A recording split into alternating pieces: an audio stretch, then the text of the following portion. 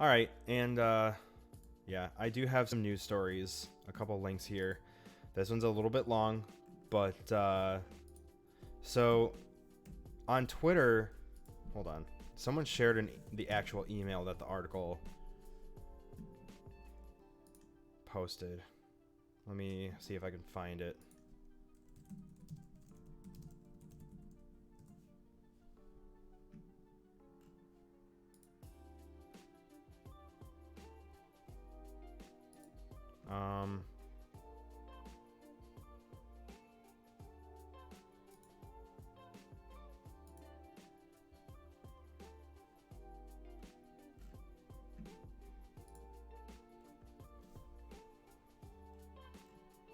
Okay, here it is. I found it.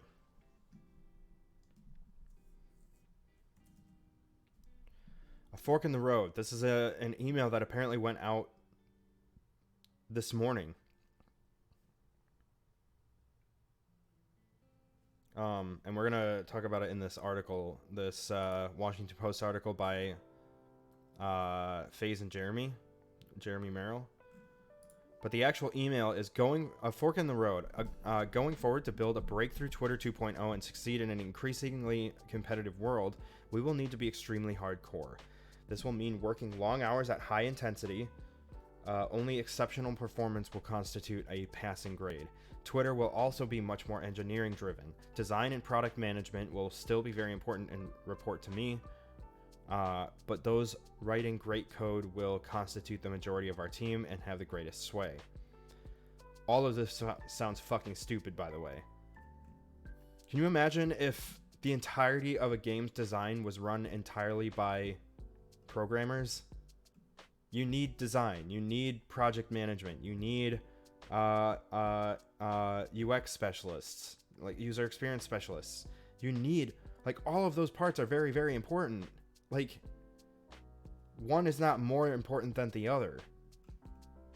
Like, well, I mean, some of it is, because without it, the game's not gonna, you can't make a game without programming. But you get what I mean. And even more so with something used widely by the public.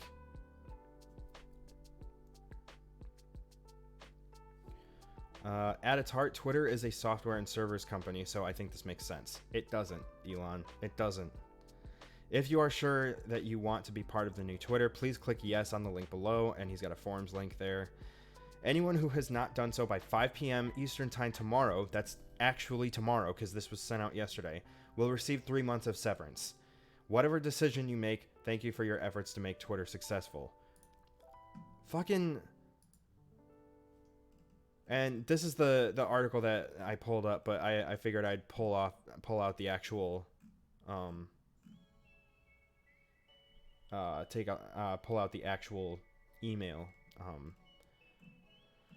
Musk issues ultimatum to staff: commit to hardcore Twitter or take severance. Elon Musk issued an ultimatum to Twitter employees Wednesday. Again, this is a Washington Post by FaZe Sadiki and Jeremy B. Merrill, and this was earlier today. Oh, apparently this happened last night, because this was originally written at like 4 o'clock in the morning last night. What the fuck? Well, it would have been like 2 a.m. for me. Either way. Elon Musk issued an ultimatum to Twitter employees Wednesday morning: commit to a new hardcore Twitter or leave the company with severance pay. Twitter is shifting to an engineer-driven operation, one that will need to be extremely hardcore going forward, according to the midnight email, which was obtained by the Washington Post. Employees were asked to click an icon and respond by Thursday if they wanted to stay. This will be, and in the email, he said, this will mean working long hours at high intensity. Only exceptional performance will constitute a passing grade. By mid-Wednesday, members of Twitter's trust and safety team, who are responsible for keeping hate speech and misinformation off the site, were discussing a mass resignation, according to 3 current employees who spoke on the condition of anonymity for fear of retribution. The email came just a few hours after Musk tweeted he was tabling Twitter's Blue Verified, his first major product since taking over last month as Twitter's owner and chief executive, while the company sorts out issues with the feature following a botched rollout. Botched rollout is an understatement. It's been a fucking disaster. Inside Twitter, staffers are using the additional time to conduct a post-mortem on the launch, trying to understand why impersonations of high-profile individuals and brands spiraled out of control, according to a person with knowledge of the internal discussions who spoke on the condition of anonymity for fear of retribution. Trying to understand why impersonations of high-profile individuals and brands spiraled out of control. I can tell you for certain that a lot of people internally at Twitter probably, I don't know this firsthand because I don't know anybody at Twitter, but I can almost guarantee that there are plenty of people in that on that team that knew that that would happen almost immediately. I fucking knew that it was going to be abused. So many people on Twitter knew it was going to be abused. Why this needs a post-mortem is just... It shouldn't have happened to begin with. Of course people are going... have you been on Twitter before? Of course people are going to abuse the shit out of that. Anyway. Continuing. According to people familiar with the matter who spoke on the condition of anonymity to describe internal matters as well as internal and externally compiled data reviewed by the Washington Post, the new service failed to gain much traction during its brief stunt, skewing toward a few niche communities and threatening Twitter's core advertising revenue. The ultimatum to employees paired with the Blue launch and its backtrack served as the culmination of a whirlwind couple of weeks of ownership for Musk, who bought the company for $44 billion late last month and faces huge financial pressure to make it a success. Musk has already slashed half of the 7,500 employees who were at Twitter when he took over, and the ultimatum Wednesday, or today, if you're watching live, is expected to accelerate dismissals among those remaining. The Post previously reported that before taking over, in his pitch to investors, Musk proposed cutting the staff by nearly 75%.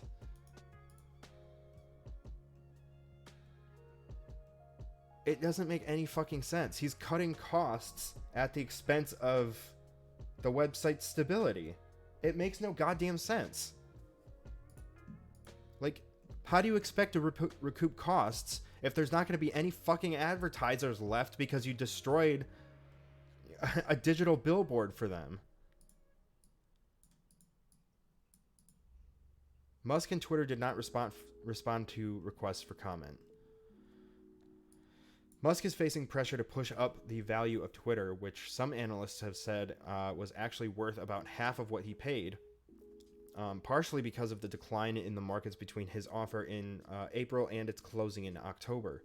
Twitter is also expected to owe roughly $1 billion in annual interest, on top of recouping the investments of Musk's many equity partners. This is where I have less knowledge, just because I don't know how to run a business. Could probably do better than Musk at this point, honestly, by what we're looking at. How about... First off, if I'm going to pause there for a second. First off, if I was just randomly given, or if I had the money to buy Twitter and become its CEO, first and foremost, I would probably talk to team leads and get an understanding of how the fucking websites run, and maybe just let the experts walk me through how it is and figure out what to do from there, rather than fire 75% of all the people who run the fucking site without even figuring out who you're firing. Because wasn't it reported last week? It was reported at some point last week that he started that Twitter started hiring back or attempting to hire back a bunch of people that had been fired like the day before. Because it turned out that a lot of those people were important to run the actual site.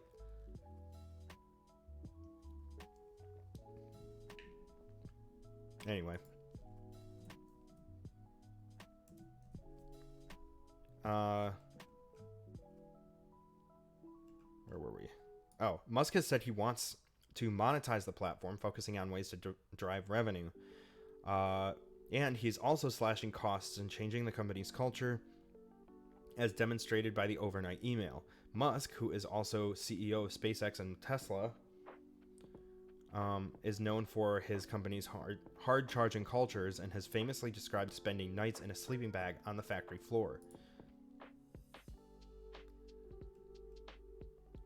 On Wednesday, Musk took the stand in Delaware Chancery Court in a trial over a shareholder lawsuit stemming from a compensation package he received as Tesla CEO. He also defended some of his actions at Twitter, including bringing in Tesla engineers to evaluate Twitter's engineering staff.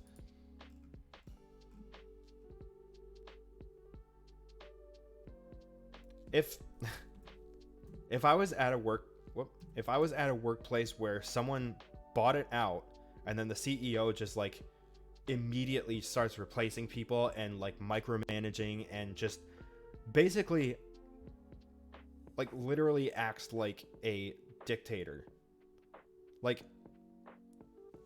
it's literally just like a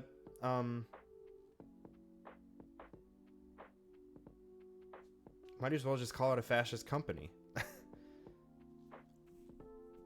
Like some power-hungry, egotistical maniac takes over and then just starts doing whatever the fuck he wants.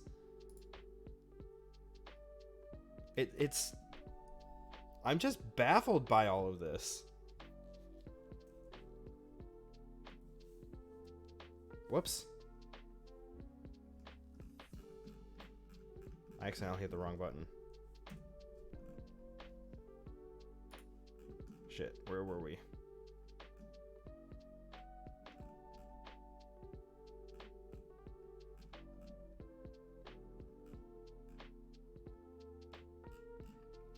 Alright, like I said, this is kind of a long article. Musk said in the emails to staffers that Twitter would be more of an engineering-focused operation going forward, and while... Uh-oh, I lost my spot. Oh, no, I didn't. This was just also mentioned. Musk also acknowledged a tweet claiming he had plans to sleep on the Twitter floor until the organization is fixed, a process he expects to be complete by the end of this week, he said in court. Fucking stupid. Musk said in the email to staffers that Twitter would be more of an engineering-focused operation going forward, and while the design and product management areas would still be important to report to him, he said, those writing great code will constitute the majority of our team and have the greatest sway. Oh, that's right. That was in the email. Employees were given instructions for how to stay on with the company. If you are sure that you want to be a part of the new Twitter, please click yes on the link below. Which linked to an online form.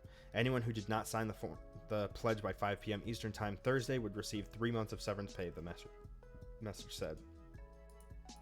Still, multiple employees said they refused to sign any pledge, signaling their frustration with the new direction and the blow it has dealt to staff morale. The workers, who spoke on the condition of anonymity for fear of retribution, said the ultimatum was the final straw. I'm delighted to know I have the option to leave, one of them said. I'm not committing to hardcore Twitter. The trust and safety team monitors and policies of the The trust and safety team monitors and polices the site for abuse, hate speech, misinformation, and other rule-breaking content. Its role is aimed at fostering a healthy discourse on the site, and its ousted leader, Vijaya Gad, wrote that it did so in the name of free expression. Many of the members feel that Musk doesn't value their contributions, the employee said. No, he doesn't give a shit. The thing is when he bought the company, he touted that it was about having more free speech on the website. He didn't give a fucking shit about free speech. He never did.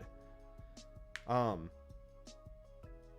the people who said that they wanted him to buy the company so that they could have free speech, they just wanted to be racist up front.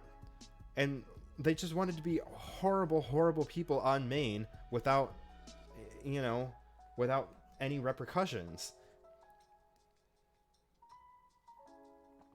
And we can see very plainly how little Elon Musk cares about free speech, because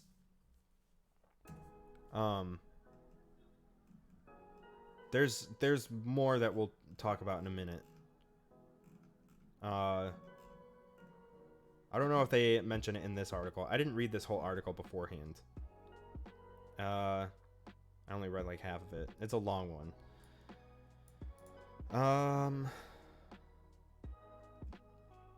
If the team decides to go forward, this is the trust and safety team. If the team decides to go forward with a mass resignation, it could throw content moderation on the site into chaos, something already feared to be in jeopardy after layoffs earlier this month. So we haven't even seen the worst of this yet. Meanwhile, advertisers have been pausing spending on the site, hurting Twitter's main source of revenue. Companies included General Motors, Volkswagen, and General Mills said they were pausing advertising after Musk took over, with some brands acting in conjunction with calls for civil rights groups to do so. That was exacerbated last month when Musk tweeted a link to an article laden with unsupported conspiracy theories about the attack on Paul Pelosi, the husband of House Speaker Nancy Pelosi. A week ago, Musk launched he shared an article from, I don't even remember what it was. It was a very, very unreliable, just hyper right-wing news source. It was... Yeah, you guys can look up the article that he shared. I'm not going to go digging for it right now. I certainly don't want to read it. Anyway. A week ago, Musk launched a new $7.99 service that placed a blue check mark, which had previously served as a signal that an account was verified, on accounts that signed up via iOS, Apple's mobile operating system. Quickly, accounts impersonating everyone from President Biden to LeBron James popped up, causing massive confusion. Shocker. Signups were paused last week. Signups were paused last week, and Musk announced via a tweet late Tuesday that the service wouldn't relaunch until November 29th to make sure that it is rock solid. If you wanted to make sure it was rock solid, why would you fucking launch it without ever thinking about the consequences of it? Like, it literally lost two massive companies billions of dollars in stock value that hasn't recovered from it. They're both really shitty companies, but still. Like, if you care about making Twitter profitable, maybe don't introduce something that potentially loses other brands literal billions overnight that they don't recover from very quickly. Like, still, those I think it's one of them's Eli Lilly, the other one was some other company. The Blue Verified debacle, in which some major brands were impersonated, added to advertisers' concerns. The Post reported this week that a fake tweet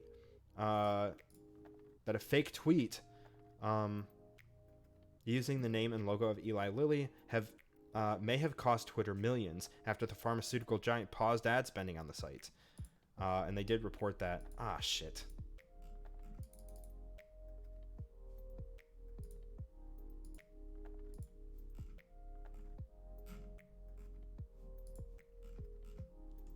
I forgot the Washington Post is paid. Anyway. It goes into even more stuff.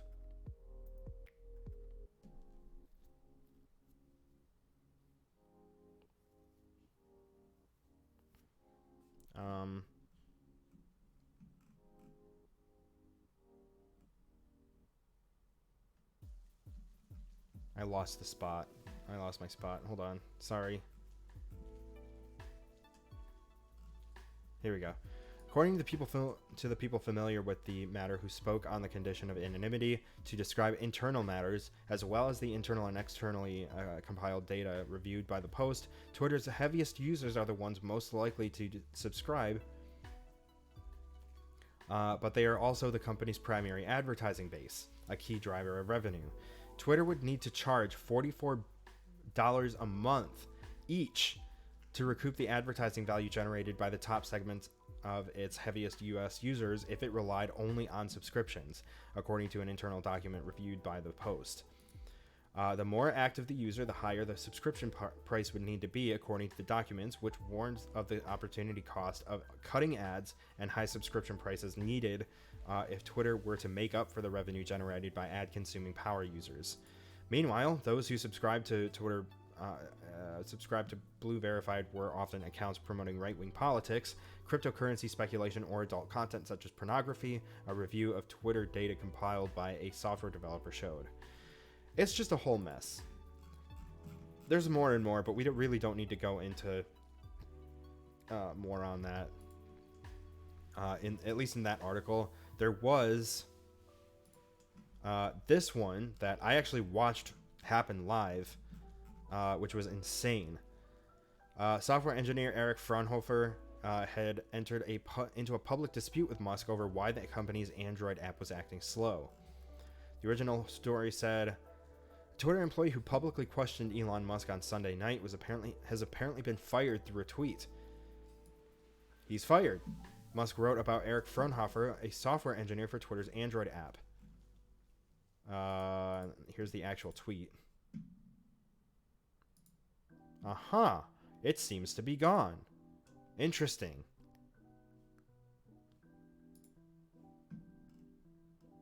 Fraunhofer decided to... Oh, here's the actual tweet. Fraunhofer decided to speak out after Musk apologized for the slow performance of the company's mobile app. Musk then blamed the problem on the software's poorly batched remote procedure calls, or RPC, which can allow one program to use the services of another program over a remote machine. App is doing over 1,000 poorly batched RPCs just to render a home timeline, Musk claimed. I don't know what that means. Apparently a bunch of software engineers also had no idea what the fuck he was talking about. Fraunhofer disagreed and wrote his own public tweet that said, "I've spent roughly 6 years working on Twitter for Android, and can say this is wrong." His tweet has since attracted over 60,000 likes. I think it's even more at this point. Yeah, at this point it's 143,000. In response, Musk wrote, then please correct me. What is the right number?" While adding, "Twitter is super slow on Android. What have you done to fix that?" Like, what? Who the fuck does he think he is? Fraunhofer then argued the problem had nothing to do with an excessive number of remote procedure calls in the app. Instead, he pinned the problem on inefficient software coding. First, the app is bloated with features that get little usage. Second, we can actually see this really quick. Oh yeah, I blocked him. "I've spent roughly 6 years."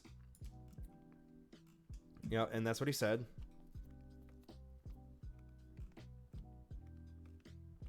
And of course I have Elon blocked, so I can't just see the thing. But we'll just continue with the article. Second, we have accumulated years of tech debt as we have traded velocity and features over performance. Third, we spend a lot of time waiting for network responses. As a result, he's advocated for Twitter to aggressively delete unnecessary features and rewrite the software code to combat 10 plus years of technical debt in software coding. Which by the way is not uncommon in technical fields. Like every couple of years, it makes sense to maybe go back and rework some code as, technology advances and your tech team get a better understanding on how to do things more efficiently. Like when you first, it's like even in game development, like you start off making something one way and it works, but then you end up changing it later because he figured out a more efficient way to do it. It's an iterative process, and every tech industry is like that. Like, it's built on iteration. I'm not a software developer by any means. Like, I'm in QA. But it's like I see and work with people enough to know that iteration is common.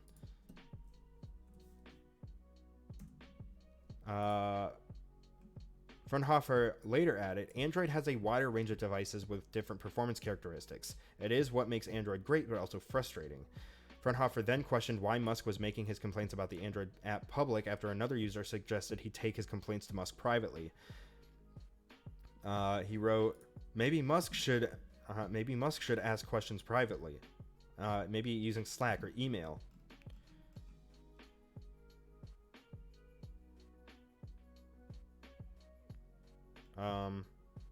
Yeah, here's the actual tweet. I've been a money nerd at Pokemonaq tweeted at him, I've been a developer for 20 years, and I can tell you that as the domain expert here, you should inform your boss privately. Trying to one-up him in public while he is trying to learn and be helpful makes you look like a spiteful, self-serving dev. Also, fuck you. Elon's not trying to learn shit. His ego certainly gets in the way of that. Then, yeah, he said maybe he should ask questions privately, maybe using Slack or email. Musk later tweeted back to Fraunhofer by implying that he was a poor software developer. The fact that you don't realize that there are up to 1,200 microservices being called when someone uses the Twitter app is not great. A separate Twitter user then told Musk, with this kind of attitude, you probably don't want this guy on your team. A troll being a fucking asshole.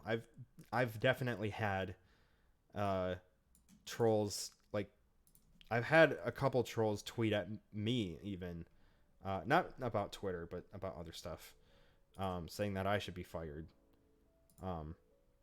It's really uncool. Anyway.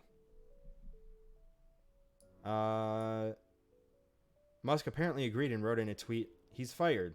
In response, Fraunhofer posted the salute emoji. In a previous tweet, he also noted, my LinkedIn account has never been more popular, an indicator that Fraunhofer might have no problem finding a new job. The apparent firing underscores Musk's troubles to retain Twitter staff. On Thursday, several executives resigned a week after Musk initiated mass layoffs. Musk has also warned remaining employees the company could face bankruptcy unless it finds new ways to generate revenue. Fraunhofer didn't immediately respond to a request for comment. In the meantime, Musk has tweeted, part of today will be turning off the microservices bloatware. Less than 20% are actually needed for Twitter to work. And then there were a couple updates. The fired employee told Forbes that Twitter has locked him out of his company-issued laptop. He also posted a picture of the laptop on Twitter. Guess it is official now.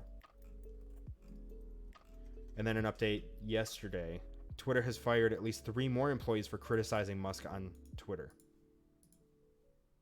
3 more employees. Elon Musk ostensibly bought Twitter to prioritize free speech, but he's apparently not a fan of Twitter's own employees using the platform to criticize his actions. Like I said, Elon Musk doesn't give a shit about free speech. And I know that there are plenty of people who think that he is, and then think that this is him expressing it. He is wrongly firing people because they hurt his feelings. Or because they embarrassed him. It's disgusting. The company has now fired 4 employees after they publicly rebuked Musk on Twitter. LOL just got fired for shitposting. Twitter software engineer Sasha Solomon tweeted on Monday, adding, kiss my ass, Elon.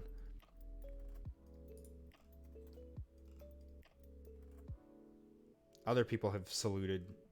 On Tuesday, yesterday, if you're watching this live, another employee named Nick Morgan, also reported he'd been fired a day after he wrote a tweet critical of Musk's leadership.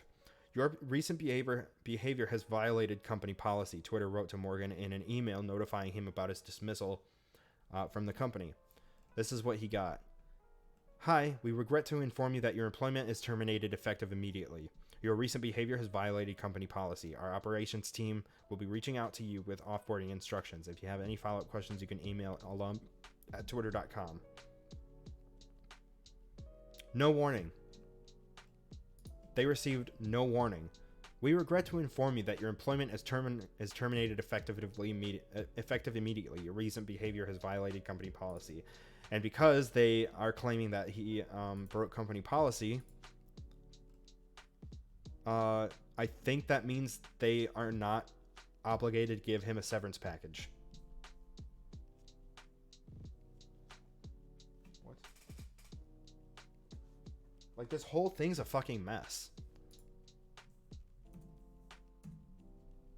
The firings follow a controversial tweet Musk made on Sunday about Twitter's app suffering slowdowns. Musk blamed the problem on poorly batched remote procedure calls in the app, which can allow one program to use the services of another program remotely. And it's kind of going over kind of the same stuff that we just read in the previous article.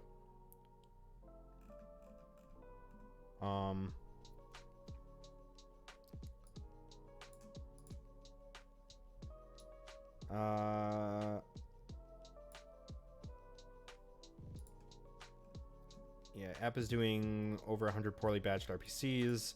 However, Twitter employees were quick to respond to Musk's original tweet by disputing the claim. Among them was Eric Fraunhofer, which we talked about in the previous article. After a back and forth over the causes behind the app slowdowns, Musk fired Fraunhofer via a tweet on Monday, when a separate Twitter user chimed in to say, with this kind of attitude, you probably don't want this guy on your team. Musk responded in a now deleted tweet to say that Fraunhofer was fired. A now deleted tweet. On the same day, Solomon tweeted she too had been fired, a day after she criticized Musk for initiating mass layoffs at Twitter, only to then complain about software quality problems.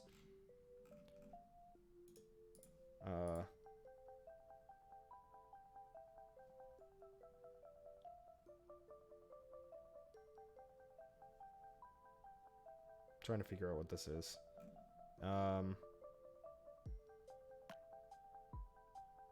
Oh, she went private, that's why.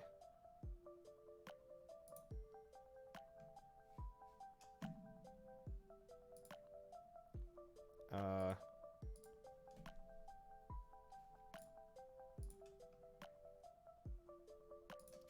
don't care about your Black Friday deals.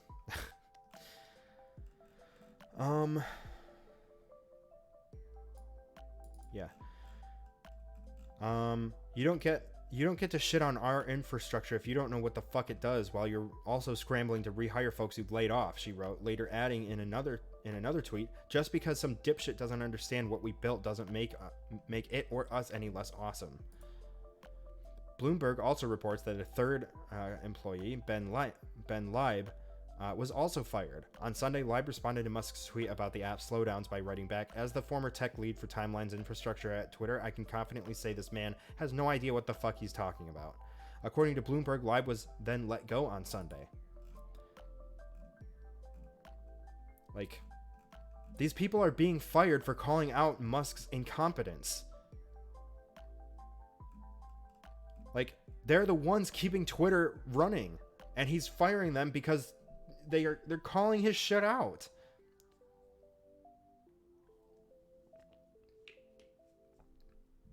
It's insane.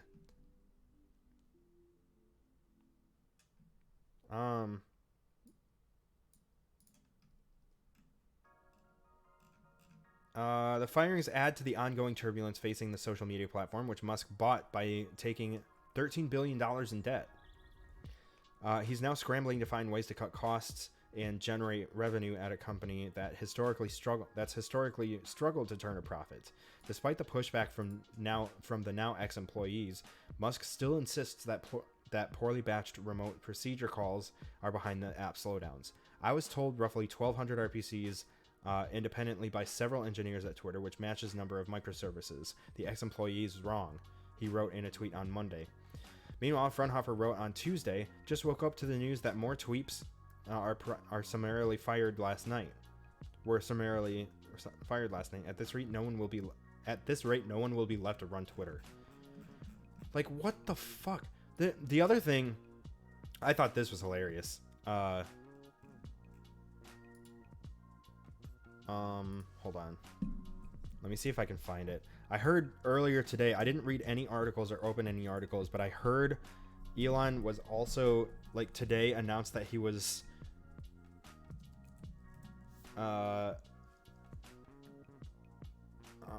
planning to step down as CEO upon finding a replacement. But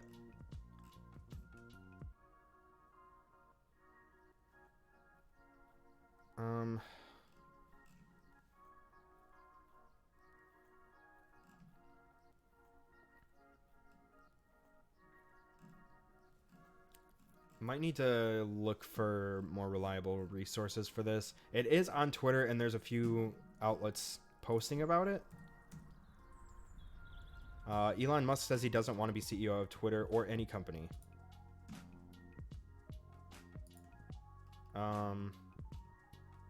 Apparently, Elon Musk doesn't want to be CEO of any company, or so he claimed in testimony at a trial Wednesday, challenging his giant compensation package at Tesla. Musk, who is the CEO of multiple companies, including most recently Twitter, was answering questions from lawyers representing Tesla when he made the offhand comment, "Frankly, don't want to be the CEO of any company."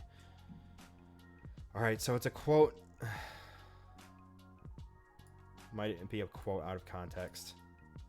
Just saying he doesn't want to be CEO. It's just trial, which kicked off on Monday, yada, yada, yada. All right, there might not actually be anything.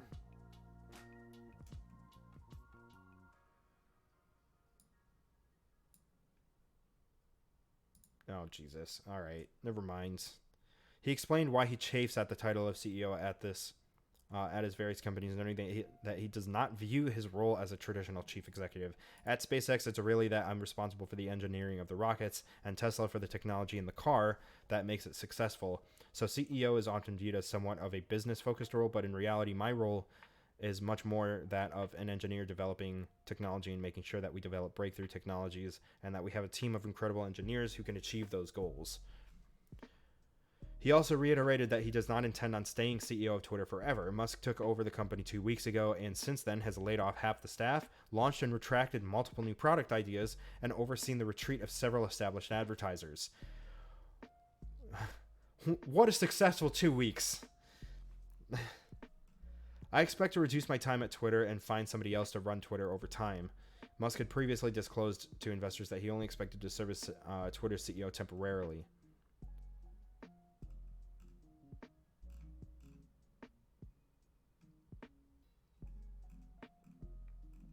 Okay, but what does that mean?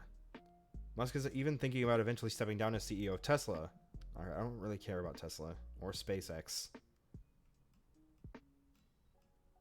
Alright, so it's more of an offhand comment. It sounds like he still doesn't want to be CEO forever, but it's like, even then, by the time he even steps down as CEO, the damage will be done. Like, he's fucked them. Anyway, I think that's enough negativity about that.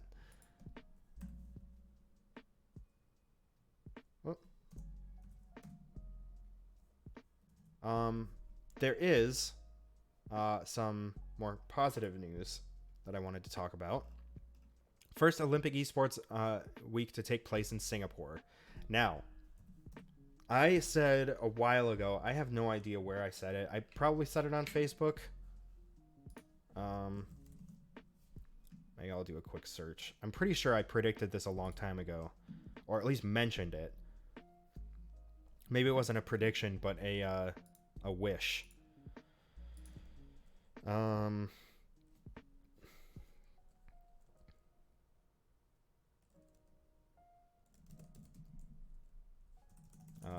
Esports Olympics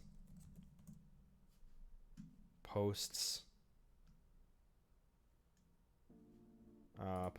from me.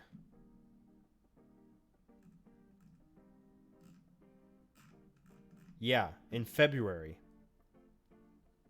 In February, I wrote, sharing an article, 2022 Commonwealth Games will include pilot medal esports event. Only a matter of time until esports is considered for the Olympics, but esports is also relatively broad. It would probably end up being its own category with several sports embedded into it, like League and Call of Duty being their own subsections, and something like the Overwatch League being another. And I said that on February 11th. So I wanted to make sure that I had receipts that I did, in fact, predict that. I said that was only a matter of time, and sure enough, whoops.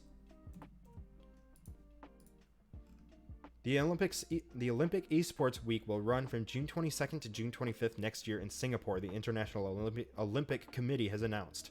It is the first event of its kind and will feature the first in-person live finals of the Olympic Esports Series. The event ran virtually last year and attracted 250,000 participants from 100 countries. The competitors took part in virtual sports including baseball, cycling, racing, rowing, and sailing. The in-person week will also feature the latest tech panel discussions, educational sessions, and show matches, and has been developed in partnership with the Ministry of Culture, Community and Youth, Sports Singapore, and the Singapore National Olympic Committee. The first Olympic Esports Week marks an important milestone in our ambition to support the growth of virtual sports within the Olympic movement, says IOC. Is that the International Olympic Committee? I think so.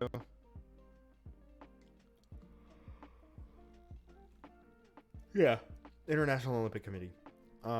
Says the president, Thomas Bach, we believe the exciting new format of our virtual sports competition will with live finals to be staged for the first time is an opportunity to collaborate further with esports players and to create new opportunities for players and fans alike. It is a perfect opportunity to be partnering with Singapore, which has a history of supporting innovation in the Olympic movement, hosting the inaugural Youth Olympic Games in 2010.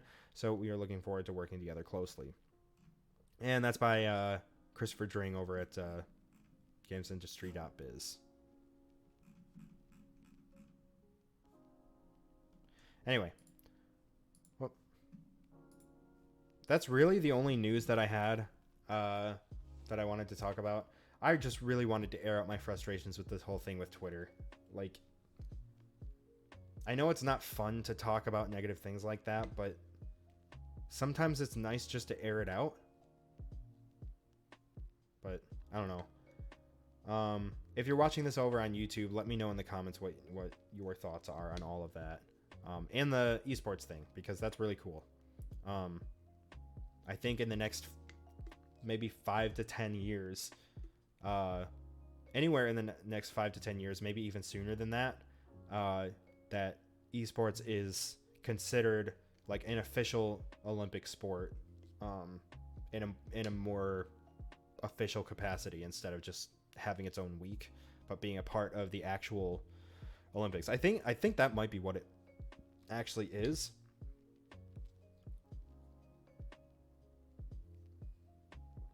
But either way, I think that's cool.